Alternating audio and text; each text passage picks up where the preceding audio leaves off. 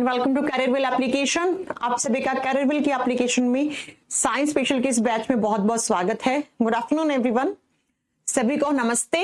आ चुके हैं सभी लोग लाइव, आ जाइए एक बार। गुड्डू कुमार आ चुके हैं, राहुल आ चुके हैं, पंकज आ चुके हैं, सुजाता आ चुकी हैं, रिंकीस राठौड़ आ चुके हैं, राहुल प्रजापति भी आ चुके हैं।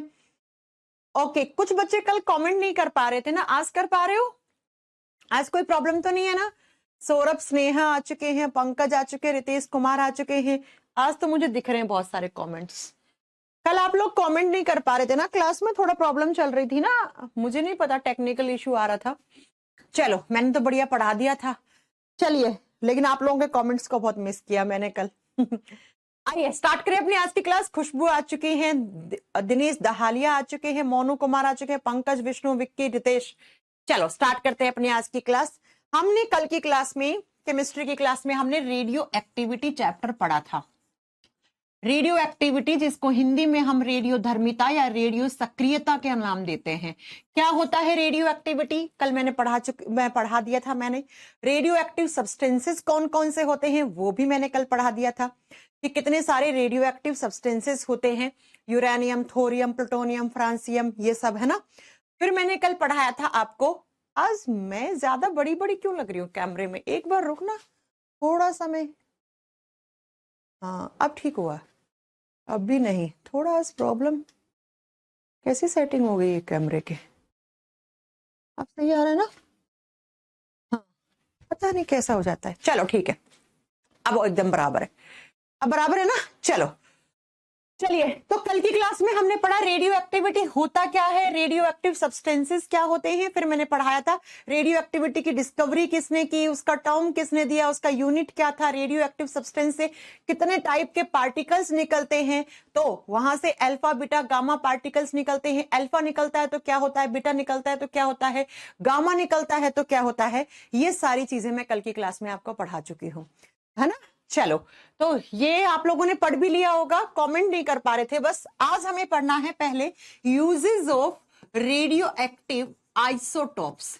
जो रेडियो एक्टिव आइसोटोप्स होते हैं उनके क्या क्या डेली लाइफ में काम में लेते हैं हम लोग।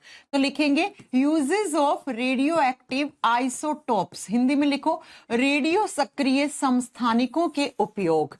रेडियो सक्रिय समस्थानिकों के उपयोग, यानी कि हम कौन कौन से आइसोटोप्स हैं जिनको काम में लेते हैं अच्छे कामों में। ठीक है, अच्छे कामों में। अभी आपको समझ में आएगा अच्छे काम मैम कैसे बोल रही हैं। आपने देखा होगा एक क्वेश्चन तो कोबाल्ट 60 से बहुत बार बनता है एग्जाम में, है ना। कोबाल्ट 60 से बहुत बार बनता है कि कोबाल्ट 60 कहाँ काम आता है। आप बताओगे कैंसर के ट्रीटमेंट में या कैंसर का पता करने के लिए। तो जरा लिखिएगा कौन कौन सा। पहला आप यही लिख लो, पहला आप लिख लो कोबाल्ट 60, CO60। ये बहुत फेमस है बच्चा, इसको स्टार कर लेना। तो कोबाल्ट का एक आइसोटोप है 60, ये रेडियो एक्टिव आइसोटोप है। और इसको कहां पे काम में लेते हैं? तो लिखो it is used in treatment of cancer. Used in treatment of cancer, cancer बीमारी के ट्रीटमेंट के लिए, यानी कि उसके उपचार के लिए। लिखो इस समस्थानिक का उपयोग कैंसर के उपचार के लिए किया जाता है। अब कैंसर का उपचार कैसा? तो कहां पर बॉडी में कैंसर सेल्स डेवलप हो रही हैं, यानी कि कैंसर सेल्स कहां बन रही हैं, उसका पता लगाने के लिए यूज में लेते हैं। तो कैंसर वाली सेल्स का पता लगाने के लिए या कैंसर वाली सेल्स के उपचार में हम कौन सा आइसोटोप यूज करते हैं? आप बताओगे बच्चा, कोबाल्ट 60 यूज करते हैं। ठीक है, कौन सा? कोबाल्ट 60 यूज करते हैं। ऐसे ही एक होता है फास्फोरस 32। फास्फोरस 32 दूसरा लिखेंगे P32। फास्फोरस 32 को कहां पर? तो इसको हम ब्लड कैंसर में, देखो वैसे कॉमन आपसे कैंसर पूछे ना कि नॉर्मल कैंसर, या आपको कोई कैंसर के आगे मेंशन नहीं किया है कहीं पर भी, तब आप आंसर कोबाल्ट 60 करके आओगे। लेकिन स्पेशली वो दे कि रक्त कैंसर का पता लगाने के लिए या रक्त कैंसर वाली सेल्स का पता लगाने के लिए कौन सा आइसोटोप यूज में लिया जाता है, तब आप क्या करोगे बच्चा? तब आप करोगे फास्फोरस 32। पी किसका सिंबल होता है? फास्फोरस का। तीसरा होता है सोडियम 24, सोडियम का सिंबल Na होता है और 24। सोडियम 24 को हम ब्लड क्लोटिंग का पता करने के लिए काम में लेते हैं कि ब्लड का क्लोट, आप जानते हैं हमारे शरीर के अंदर अगर अंदर ही कहीं पर रक्त का थक्का जम गया तो ब्लड का सर्कुलेशन रुक जाएगा, और ब्लड का सर्कुलेशन रुक जाएगा जिसकी वजह से हार्ट अटैक जैसी खतरनाक बीमारी आ सकती है। तो रक्त का थक्का का पता लगाने के लिए कि किस हिस्से में कहां पर कौन सी वेन, आर्टरी या कहीं पर भी ब्लड का क्लोटिंग हुआ है क्या, यानी कि किस ऑर्गन की किस धमनी में, किस सिरा में कहीं पर भी खून का थक्का जम रहा है कि नहीं जम रहा है, उसका पता करने के लिए सोडियम 24 आइसोटोप यूज में लेते हैं। ब्लड में कैंसर सेल्स हैं, कहां पे हैं? अब ब्लड तो आप जानते हो ऊपर से लेके नीचे एडी वाले पार्ट तक खून रहता ही रहता है, तो कहां के किस ऑर्गन में खून की सेल्स में कैंसर बढ़ रहा है उसका पता लगाने के लिए आप क्या बताओगे बच्चा? वो ब्लड कैंसर के लिए। ठीक है, नेक्स्ट आता है यूरेनियम 238, 4 नंबर पर। यू सिंबल होता है यूरेनियम का। यूरेनियम 238 क्या पता करता है? The age of earth. It is used in detection of age, या लिखो find the age of earth. Find the age of earth, धरती की आयु का पता लगाने के लिए। लिखो धरती की आयु का पता लगाने के लिए, धरती की आयु का पता लगाने के लिए कितनी पुरानी है ना, तो इसको हम कहां से पता लगाते हैं? आप बताओगे बच्चा यूरेनियम 238 से। ऐसे ही एक और होता है 5 नंबर पे, कार्बन 14। देखो कार्बन के 3 आइसोटोप होते हैं, एक तो कार्बन 6 तो होता है, ये सबको ही पता है, एक कार्बन 12 होता है, एक कार्बन 14 होता है। हम यहाँ पे कार्बन के 14 वाले की बात कर रहे हैं। ये कहाँ काम आता है? तो ये काम आता है बच्चा रेडियो डेटिंग में।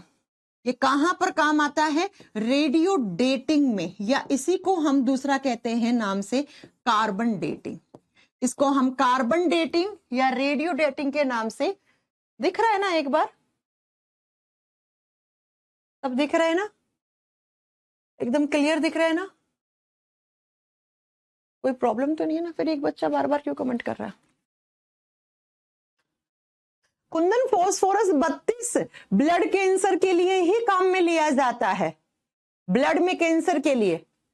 ओके, कार्बन 14 रेडियो डेटिंग या कार्बन डेटिंग, हिंदी में सेम नाम होगा, कार्बन डेटिंग या रेडियो डेटिंग में हम काम में लेते हैं।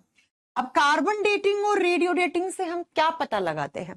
कार्बन डेटिंग या रेडियो डेटिंग से कोई भी फॉसिल है, उस फॉसिल की एज, फॉसिल का मतलब होता है जीवाश्म, कोई जीवाश्म है बहुत सालों पुराना, कोई भी फॉसिल है, कोई कंकाल है, वो सारा कहां पे दब गया? पानी, धरती के नीचे दब गया, तो कितने साल पुराना दबा होगा, इसका पता न लगाने के लिए, फॉसिल्स की एज पता करने के लिए, या जो रॉक्स होती हैं, रॉक्स का मतलब चट्टाने, चट्टानों की आयु का पता करने के लिए। तो इसी को हम क्या, आप बताओगे बच्चा? इसी को हम रेडियो डेटिंग या कार्बन डेटिंग के नाम से जानते हैं। तो आपसे पूछ ले बच्चा कि कार्बन 14 कहां पे काम आता है? तो कार्बन 14 काम आता है फॉसिल्स, फॉसिल्स जिसको हम जीवाश्म कहते हैं। कोई भी, जैसे कोई कंकाल है, कोई गाय भैंस, कोई मर गया, कोई इंसान मर गया, उसको नीचे जमीन में दफना दिया, फिर उसके जो जीवाश्म निकलते हैं, फॉसिल्स निकलते हैं, ये कितने साल पुराना ये मर्डर हुआ होगा, है ना, तो इसमें काम में लेते हैं। तो रेडियो डेटिंग और कार्बन डेटिंग से हम किसी भी जीवाश्म की और चट्टानों की उम्र का पता कर सकते हैं। नेक्स्ट बच्चा, नेक्स्ट आता है 6 नंबर पे, ट्रीटियम। अब ट्रीटियम क्या होता है आप लोग बताओ? कल हमने पढ़ा था हाइड्रोजन का तीसरा आइसोटोप क्या कहलाता है? ट्रीटियम कहलाता है, और ट्रीटियम ही तो रेडियो एक्टिव आइसोटोप होता है हाइड्रोजन का। ये पता लगाता है, ये नया है, इसका आपने इतना नहीं पढ़ा होगा, ठीक है। एज ऑफ वाटर, पानी की आयु पता करने के लिए, पानी की आयु पता करने के लिए लिख दीजिए, पानी की आयु का पता लगाने के लिए, पानी की आयु का पता लगाने के लिए, लगाने के लिए, ओके। और एक लास्ट और लिख लो 7 नंबर पर, आयोडीन 131, I 131। आई सिंबल होता है आयोडीन का, और मैंने या तो पढ़ाया होगा, नहीं पढ़ाया होगा तो मैं आगे पढ़ाऊंगी कि हमारे गले में ग्रंथि होती है, जिस ग्रंथि को हम थायराइड ग्रंथि कहते हैं, थायराइड ग्लैंड कहते हैं। इसको हिंदी में हम थायराइड ग्रंथि या अवटु ग्रंथि कहते हैं। और इसी थायराइड ग्लैंड के पास आयोडीन होता है, और जब यह आयोडीन की कमी हो जाती है तो इसी ग्रंथि में एक बीमारी हो जाती है जिसको हम गोइटर या घेंगा या गलगंड रोग कहते हैं।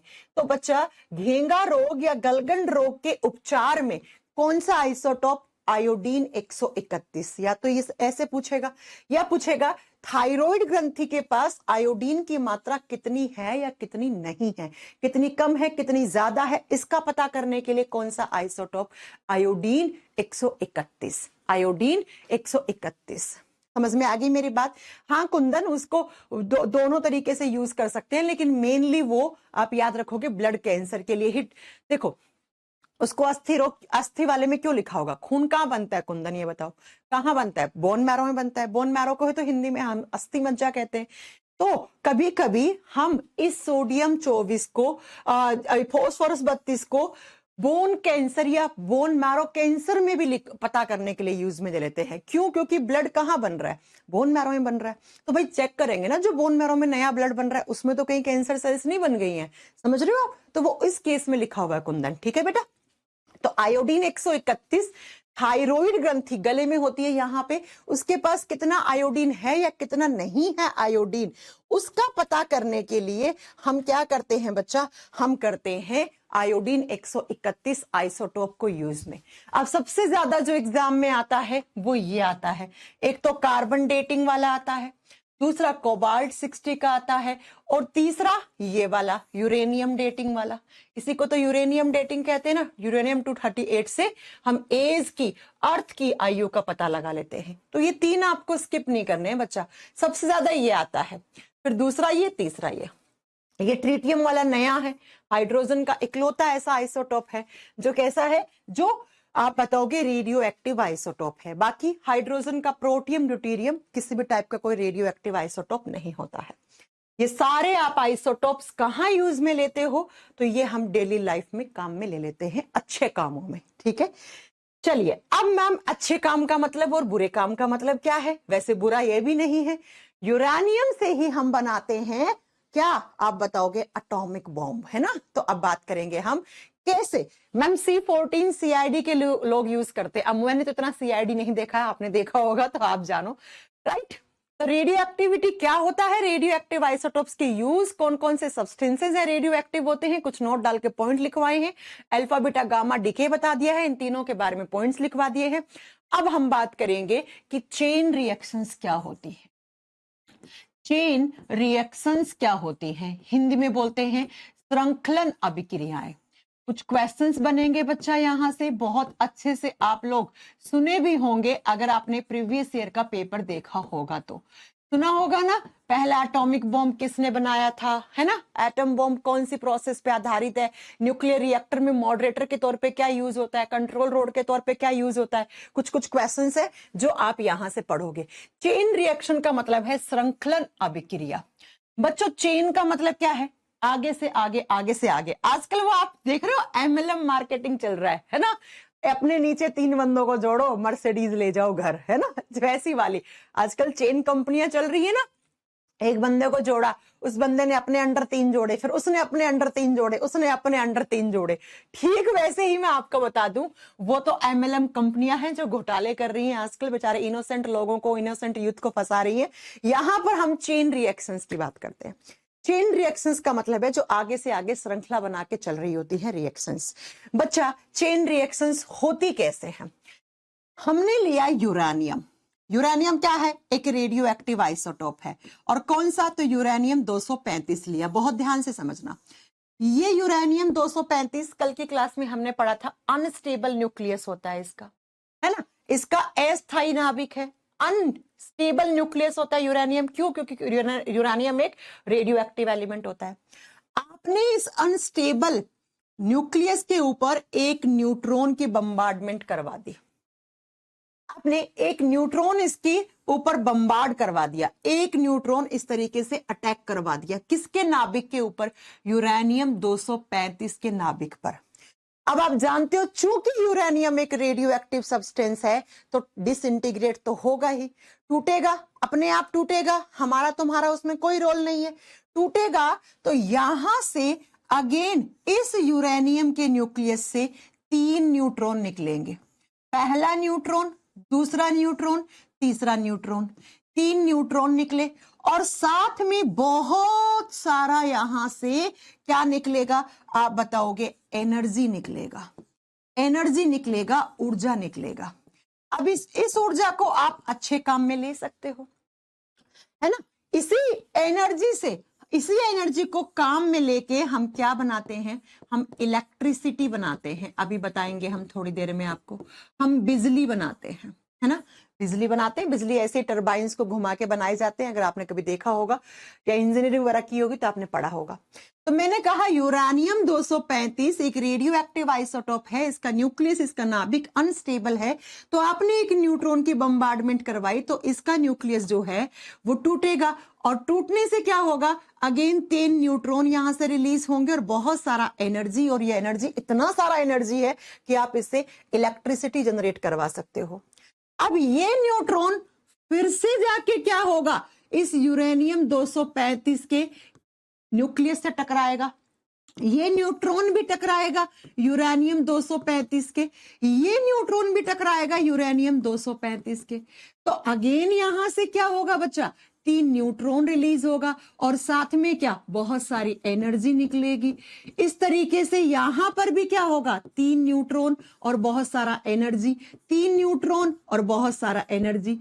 फिर ये न्यूट्रॉन जाएगा अगेन यूरेनियम 235 के न्यूक्लियस नाभिक से टकराएगा, फिर 3 न्यूट्रॉन एनर्जी, फिर 3 न्यूट्रॉन एनर्जी, फिर 3 न्यूट्रॉन, ये न्यूट्रॉन भी यूरेनियम 235 के नाभिक से टकराएगा। तो इस तरीके से करते करते करते करते ये चेन रिएक्शन बन गई है, एक चेन रिएक्शन बन गई है बच्चा। इस तरीके से करते करते करते अगर आप इस चेन रिएक्शन को कंट्रोल्ड वे में करवाओगे तो आप यहां से बिजली बना लोगे।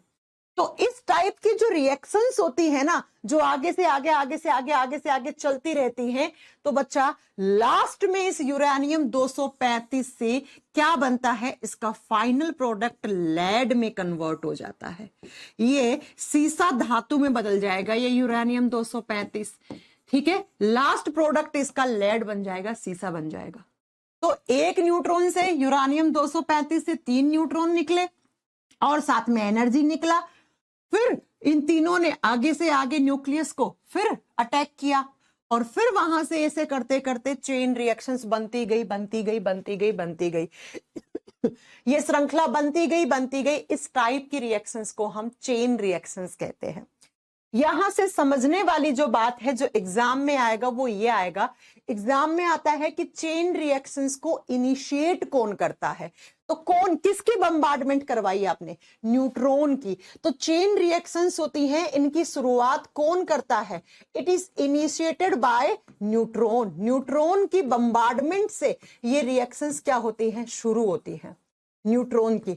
और जब एक न्यूट्रॉन यूरेनियम 235 की न्यूक्लियस पे अटैक करता है तो वहां से 3 न्यूट्रॉन निकलते हैं और लास्ट में जाकर क्या ये यूरेनियम 235 है, इसी से ही चेन रिएक्शन करवा के हम इसका फाइनल प्रोडक्ट, इसका अंतिम उत्पाद क्या? लेड, सीसा धातु बना लेते हैं।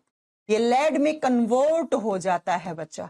तो ये याद रखना कि इसका फाइनल प्रोडक्ट लेड, सीसा धातु, और शुरुआत इसकी न्यूट्रॉन करता है। और ऐसे ही हम टरबाइंस को घुमा के बार बार वहां पर हम बिजली प्रोडक्शन भी इसी केमिकल रिएक्शन से कर सकते हैं। बिजली का उत्पादन भी हम इसी केमिकल रिएक्शन और सॉरी इसी न्यूक्लियर रिएक्शन से या इसी चेन रिएक्शन से हम बिजली बना सकते हैं। तो इसे बोलते हैं चेन रिएक्शन। अभी हम बात करेंगे कितने टाइप से, ठीक है। ये चेन रिएक्शंस आपने पढ़ा होगा कि कहां पे होती हैं, तो ये न्यूक्लियर रिएक्टर में काम आती है या न्यूक्लियर रिएक्शन में। न्यूक्लियर रिएक्टर छोड़ो, बाद में, वो तो एक एग्जांपल है। पहले आप सुनो, यही चेन रिएक्शंस हम कहां पर? न्यूक्लियर रिएक्शंस में करवाते हैं। न्यूक्लियर रिएक्शन का मतलब क्या होता है? नाभिकीय अभिक्रिया। बच्चों नाम से क्लियर है, वो रिएक्शन, वो अभिक्रिया जिसमें न्यूक्लियस हिस्सा लेता है। देखो केमिस्ट्री में दो टाइप की रिएक्शन होती है, मैं आपको बता दूं। ये एटम है, एटम का न्यूक्लियस, न्यूक्लियस के बाहर ऑर्बिट, कक्षा, कक्षा में इलेक्ट्रॉन रहते हैं। ऐसी कोई रिएक्शन जिसमें इलेक्ट्रॉन हिस्सा लेते हैं उसको हम केमिकल रिएक्शन कहते हैं। उसको हम केमिकल रिएक्शन, रासायनिक अभिक्रिया कहते हैं बच्चा। ठीक है, ऐसी कोई भी रिएक्शन जिसमें इलेक्ट्रॉन हिस्सा लेता है उसको केमिकल रिएक्शन, और जिसमें किसी एटम का न्यूक्लियस हिस्सा लेता है, नाभिक हिस्सा लेता है, उसको न्यूक्लियर रिएक्शन कहते हैं। तो न्यूक्लियर रिएक्शंस क्या हो गई? वो रिएक्शंस जिसमें कौन हिस्सा लेता है? किसी भी एटम का न्यूक्लियस यानी कि नाभिक हिस्सा लेता है। जो न्यूक्लियस पर डिपेंडेंट रिएक्शंस होती हैं उनको न्यूक्लियर रिएक्शन कहते हैं, और जो इलेक्ट्रॉन जिसमें हिस्सा लेता है उसको हम केमिकल रिएक्शन कहते हैं। जैसे आप डेली लाइफ में जो भी केमिकल रिएक्शंस पढ़ते हो वो केमिकल रिएक्शंस होती हैं। बात समझ में आ गई? और ये न्यूक्लियर रिएक्शंस जो होती हैं ये दो टाइप की होती हैं, यानी कि मैम केमिस्ट्री में ऐसी रिएक्शंस जिसमें न्यूक्लियस हिस्सा लेता है वो कितने टाइप की होती हैं? वो दो टाइप की होती है। कौन कौन सा? नंबर 1 पे लिखो, nuclear fission. Nuclear fission, fission का मतलब होता है टूटना। नाभिकीय विखंडन, नाभिकीय विखंडन, विखंडन का मतलब होता है टूटना। टूट जाता है एक बड़ा न्यूक्लियस वाला एटम छोटों में। ठीक है, दूसरा होता है न्यूक्लियर फ्यूजन। फ्यूजन का मतलब होता है संलयन, जुड़ना। न्यूक्लियर फ्यूजन, फ्यूजन का मीनिंग क्या होता है बच्चा? फ्यूजन का मतलब होता है जुड़ना या संलयन, नाभिकीय संलयन। तो दो टाइप की न्यूक्लियर रिएक्शंस होती हैं जहां पे हम चेन रिएक्शंस करवाते हैं, तो नाभिकीय विखंडन और नाभिकीय संलयन। अब नाम से ही क्लियर है बच्चा, विखंडन का मतलब क्या होता है? टूटना। तो एक अनस्टेबल क्या है? न्यूक्लियस है, वो टूट जाता है। किसमें? दो छोटे न्यूक्लियस वाले एलिमेंट में, दो में टूट गया, और टूटने के साथ साथ यहां पर क्या होगा? बहुत सारा एनर्जी रिलीज होगा, ऊर्जा यहां पर मिलेगा। समझ में आ गया? तो बच्चा मैंने कहा कोई एक रेडियो एक्टिव सब्सटेंस है, वो बड़ा यानी कि बड़ा न्यूक्लियस वाला या ज्यादा अनस्टेबल जो न्यूक्लियस है वो रेडियो एक्टिव सब्सटेंस है, वो छोटों में टूट गया और साथ में एनर्जी निकला। लेकिन यहां पर ये दोनों ही, ये भी रेडियो एक्टिव और ये भी रेडियो एक्टिव होंगे। ठीक है, ये आपको जानने वाली यहां पे जरूरत है इस बात की कि कोई भी एक रेडियो एक्टिव एलिमेंट है, उसका अनस्टेबल न्यूक्लियस है, वो दो छोटे रेडियो एक्टिव अनस्टेबल न्यूक्लियस में टूट गया, साथ में एनर्जी एमिट कर रहा है, बहुत सारा ऊर्जा निकाल रहा है, यानी फिजन हो गया। फिजन किसका? उसके न्यूक्लियस का। ये न्यूक्लियस है उसका, इलेक्ट्रॉन ऑर्बिट से हमें मतलब नहीं है।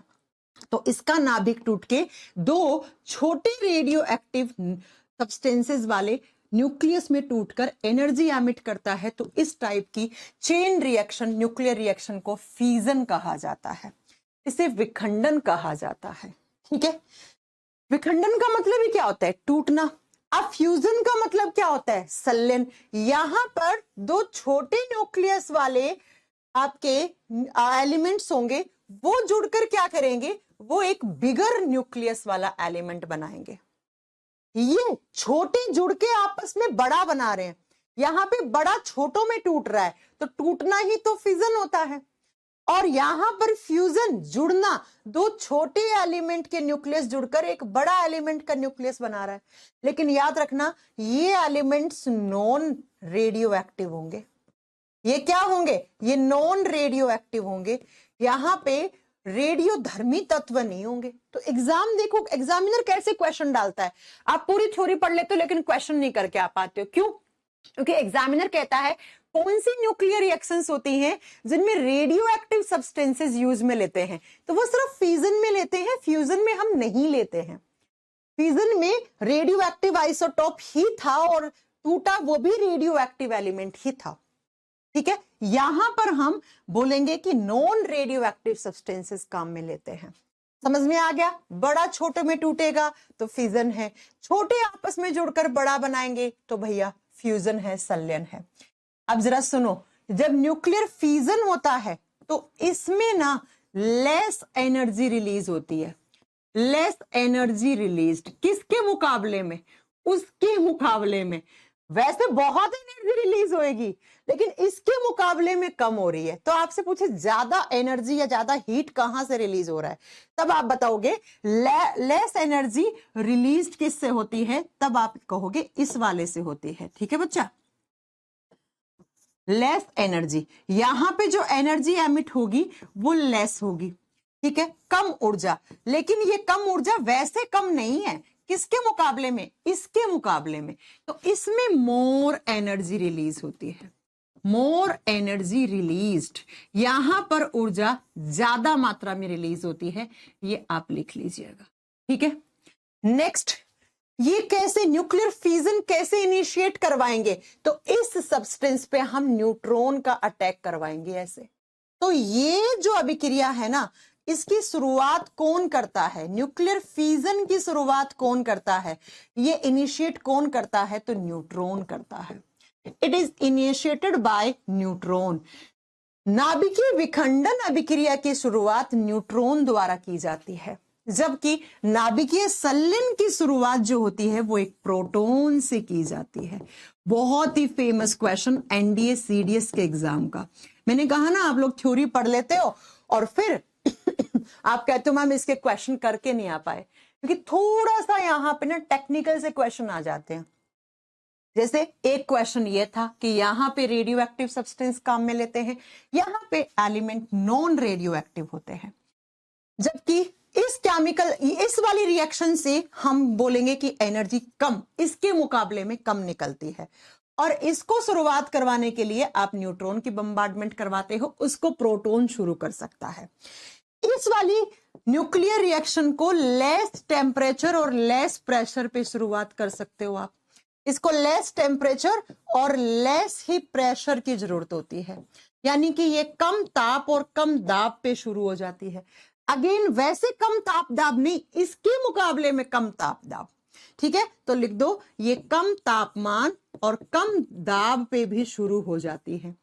ठीक है, लेस टेम्परेचर लेस प्रेशर, कम दाब और कम तापमान। जबकि बच्चा ये वाली न्यूक्लियर फ्यूजन जो होता है, इसके लिए क्या चाहिए हमें? मोर टेम्परेचर, अधिक तापमान या बहुत ज्यादा तापमान, और मोर ही हमें क्या चाहिए? प्रेशर। तो हिंदी में लिख लेना, ज्यादा तापमान और ज्यादा दबाव चाहिए, ज्यादा चाहिए, बहुत ज्यादा अमाउंट में चाहिए। अब जो सबसे ज्यादा एग्जाम में क्वेश्चन आते हैं वो आते हैं बच्चा इसके एग्जाम्पल। न्यूक्लियर फ्यूजन से क्या होता है और फ्यूजन से क्या होता है, यही तो आते हैं एग्जाम में। तो बच्चा न्यूक्लियर फ्यूजन से एटम बॉम्ब बनाया जाता है। इसके एग्जाम्पल लिखो, एटम बॉम्ब। अगर आपसे पूछ ले एटम बॉम्ब यानी कि जो परमाणु बम होता है वो कौन से टाइप की रिएक्शंस पे आधारित होता है, तो आप कहोगे नाभिकीय विखंडन। एक टाइप की चेन रिएक्शन है, नाभिकीय विखंडन से बनता है। जबकि बच्चा इसके एग्जाम्पल लिखो, पहला हाइड्रोजन बॉम्ब। पहला लिखो हाइड्रोजन बॉम्ब, हिंदी में सेम नाम हाइड्रोजन बम हो जाएगा। दूसरा एग्जाम्पल, यहां नंबरिंग कर लेना, ठीक है। दूसरा है energy of sun. Energy of sun, सूर्य की जो ऊर्जा है वो किसका उदाहरण है? वो नाभिकीय संलयन का उदाहरण है। तीसरा लिखो, तीसरा लिखो formation of star. Formation of star, तारों का निर्माण होना। और ये एग्जाम में तीनों एग्जाम्पल आते हैं।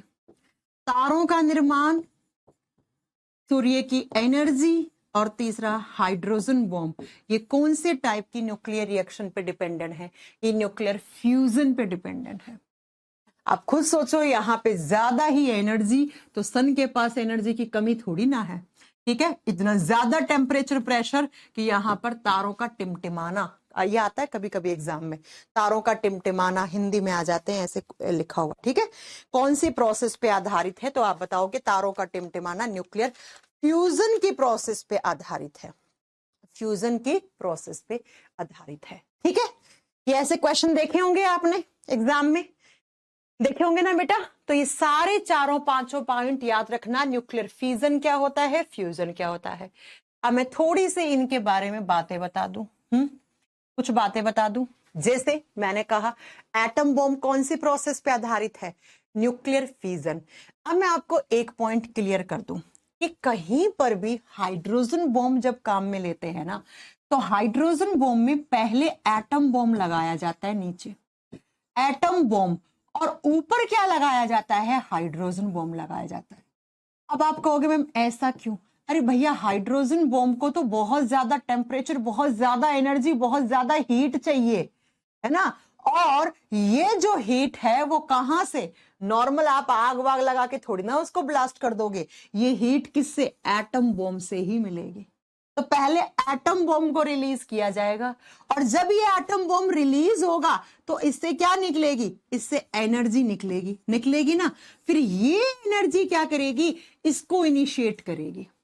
तो हाइड्रोजन बॉम्ब अकेला नहीं फोड़ जाता है कभी भी, उसके अंदर एटम बॉम्ब, परमाणु बम, क्योंकि हाइड्रोजन बॉम्ब को इनिशिएट करने के लिए बहुत सारे अमाउंट में एनर्जी हीट चाहिए होगा, और इतना हीट एनर्जी तो कौन, एटम बॉम्ब को ब्लास्ट करके ही आप दे सकते हो, एटम बॉम्ब को ब्लास्ट करके ही दे सकते हो। और यहां पर ये जो एटम बॉम्ब है ना, इससे क्वेश्चन क्या बनता है कि एटम बॉम्ब को बनाने के लिए फ्यूल क्या काम में लिया जाता है, ईंधन क्या काम में लिया जाता है। तो बच्चा या तो यूरेनियम 235 लो आप, या आप बनाओ ये एटम बॉम्ब प्लूटोनियम 239 के, या तो यूरेनियम 235 से, या Pu is the symbol of plutonium 239, ये दोनों एज ए फ्यूल की तरह काम के लेके हम एटम बॉम्ब बनाएंगे। कैसे बनेगा, तो ये लो ऐसे बनेगा, कर दो अनकंट्रोल्ड चेन रिएक्शन, यूरेनियम 235 या प्लूटोनियम 239 लो,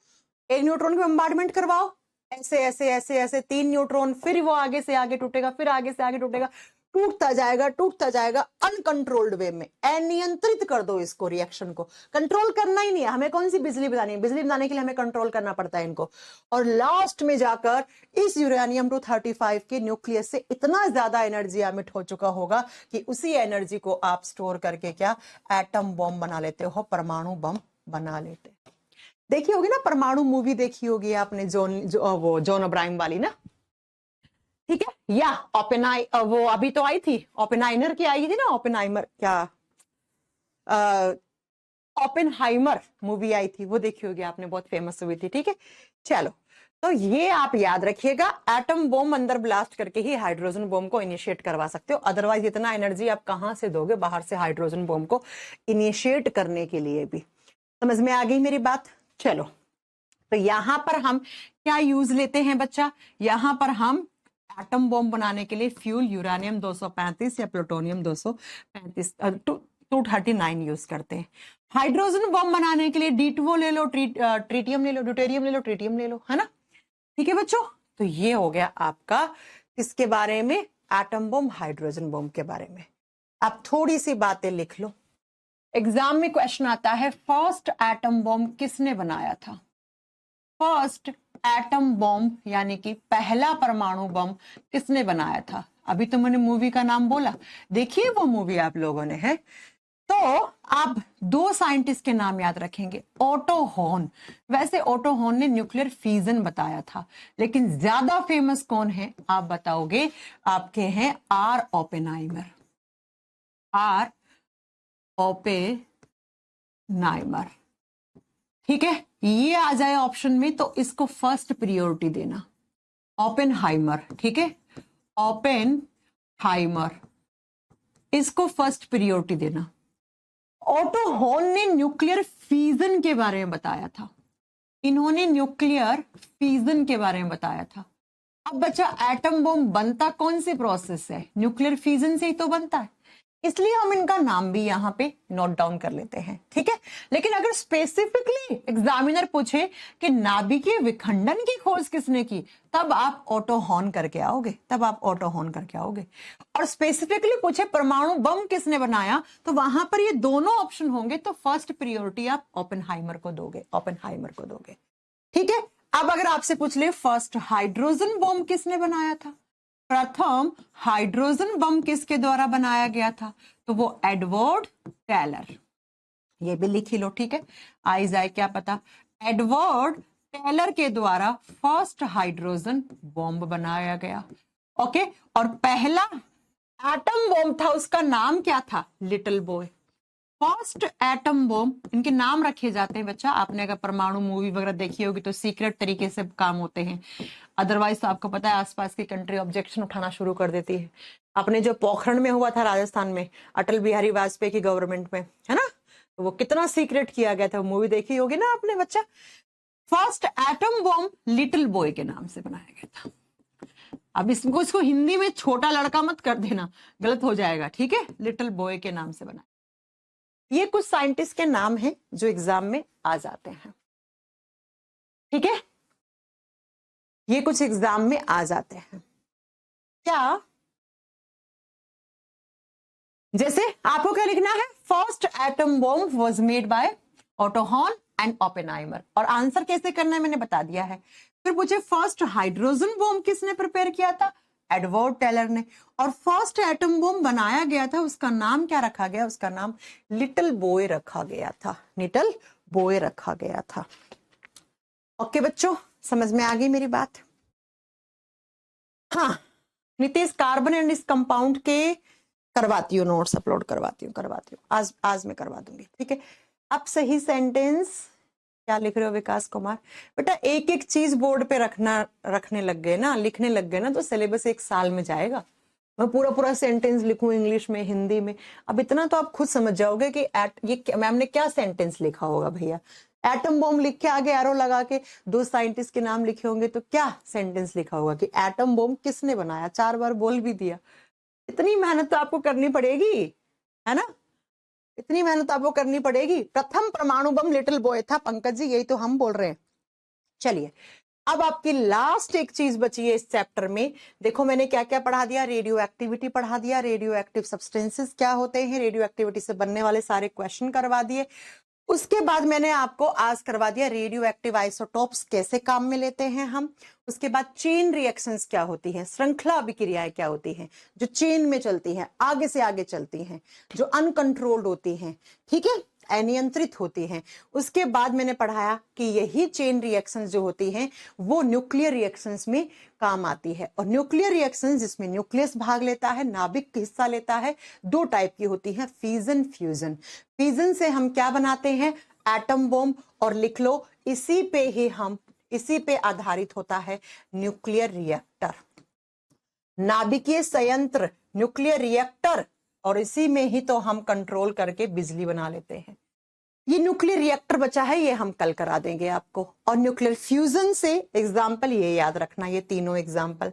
और फिर मैंने बता दिया आपको थोड़ी सी ये चीजें, 1-2 क्वेश्चन जो आ जाते हैं वन लाइनर के फॉर्म में, ये याद रखिएगा।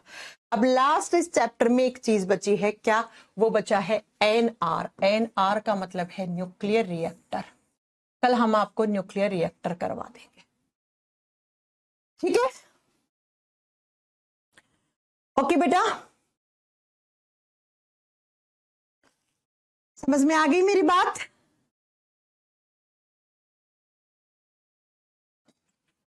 हाँ, हाइड्रोजन बम किस कंट्री के पास है? ये तो आप करंट अफेयर में पढ़ोगे बेटा, ये तो आप करंट अफेयर में पढ़ते होंगे। आप मुझे बताइए। अच्छा, ज्यादा स्पीड हो रही है, इतनी ज्यादा स्पीड हो रही है? Ma'am carbon and its compound के नोट्स अपलोड करवा दो, ठीक है, हम करवा देंगे। नोट्स दे तो रहे हैं साथ साथ में विक्की जी। विकास कुमार, पढ़ाई पे ध्यान दे लो, है ना। नोट्स दे तो रही हूँ साथ साथ में, हर एक चैप्टर के तो नोट्स अपलोड करवा दिए आपको।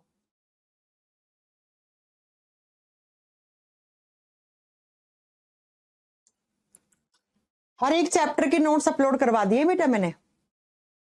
हम्म विकास, आपको नोट्स नहीं मिले हैं क्या? आप ये बताओ। जैसे चैप्टर फिनिश हुआ है वैसे वैसे नोट्स सारे तो करवाए हैं आपको। एनिमल का रिप्रोडक्शन नहीं लिखाए हैं। किसका रिप्रोडक्शन कुंदन? मैं समझी नहीं। एनिमल में किसका?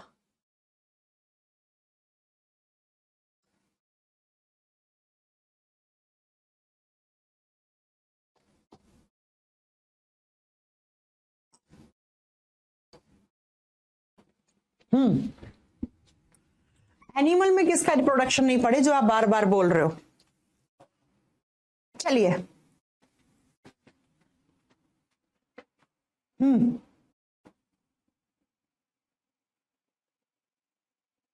मैम मैंने एक क्वेश्चन व्हाट्सएप किया है, उसका आंसर बेटा व्हाट्सएप में इतना नहीं खोलती हूँ, ठीक है? आप यहाँ पे पूछ सकते हो क्वेश्चन, इतना व्हाट्सएप नहीं खोलती हूँ मैं, ऐसे इतना व्हाट्सएप, इतना टाइम थोड़ी होता है कि एक बच्चे का व्हाट्सएप पे डाउट ले ले। आप तो क्लास में इतने डाउट क्लियर भी करते हो, कुंदन सिंह आपका नाम तो मुझे याद ही है, ठीक है? तो ये आपका आज का क्लास, बहुत ही मैंने आपको डिटेल में एक एक बारीकी से चीज करवा दी है। कैसे कैसे क्वेश्चन आते हैं वो भी मैं क्लास में पढ़ा देती हूँ आपको। देखो ये सारे क्वेश्चन हैं कि पहला हाइड्रोजन बॉम्ब किसने बनाया, एटम बॉम्ब किसने बनाया, पहले एटम बॉम्ब का नाम क्या था, फ्यूल कौन सा काम में लेते हैं एटम बॉम्ब में, तो आपको ये दोनों ऑप्शन मिलेंगे। और याद है ना ये हिरोशिमा नागासाकी वाला क्वेश्चन मैंने पहले लिखवाया था आपको, ठीक है? आपसे पूछ ले न्यूक्लियर फिजन की शुरुआत कौन करता है, फ्यूजन की कौन करता है ना? किसको कम टेम्परेचर की जरूरत होती है, किसको ज्यादा टेम्परेचर की जरूरत होती है, किसका कौन सा आइसोटोप होता है जो किसको कहां पर हम काम में लेते हैं, ठीक है? चलो हो गया, चलो वो तभी बताएंगे आपको। ये बायोलॉजी की क्लास है क्या? विकास, विकास तुम बहुत बोलते हो, हैं बहुत बोलते हो, पढ़ाई पे ध्यान नहीं है तुम्हारा।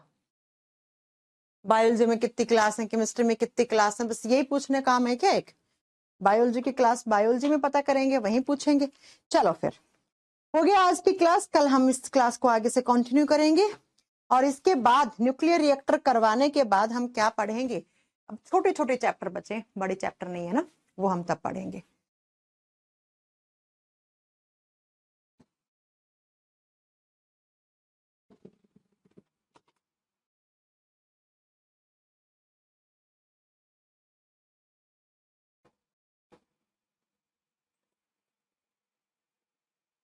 टेस्ट सीरीज के लिए एक बार आप टेक्निकल नंबर पे फोन कर लो बेटा। टेस्ट सीरीज कैसे लगाओगे आप, कैसे मिलेंगी, उसके लिए इंक्वायरी नंबर पे फोन कर लो बेटा, इसका तो मुझे भी नॉलेज नहीं है, ठीक है? वहां पे आप बात कर लो, वो लोग आपको गाइड कर देंगे।